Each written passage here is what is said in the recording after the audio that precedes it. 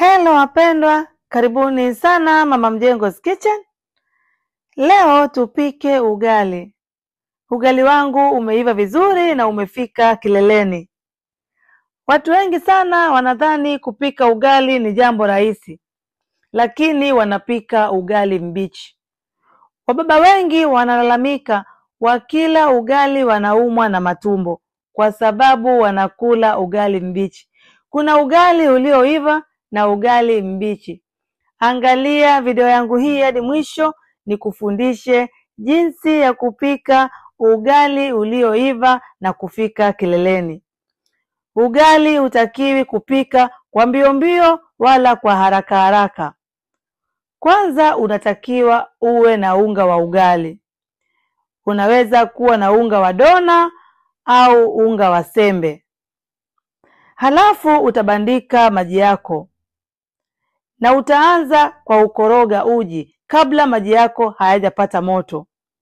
Utaweka unga kidogo na utakoroga uji wako na utauacha uchemke hadi uive kama huu wa kwangu.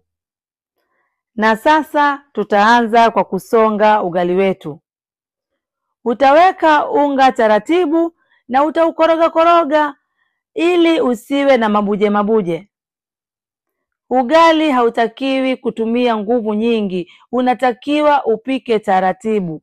Sio unapika ugali mgumu kama maisha yako. Ugali unatakiwa uwe mlaini, ndio unakuwa mtamu.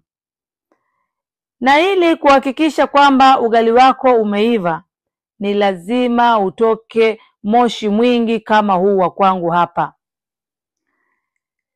Sio unapika ugali unajaa unga hadi kichwani. Ugali wangu umeiva vizuri na umefika kileleni. Msisahau kunifollow, kusubscribe, kulike, kushare na kucomment ili kuwa wa kwanza kupata notification nitakapo posti video zangu za mapishi. YouTube napatikana kwa jina la Kungwi Mama Mjengo. Wanawake, mpike ugali kwa taratibu. Msitumie nguvu mnapopika chakula. Pika ugali wako taratibu bila ya haraka na utafika kileleni kama huu wa kwangu.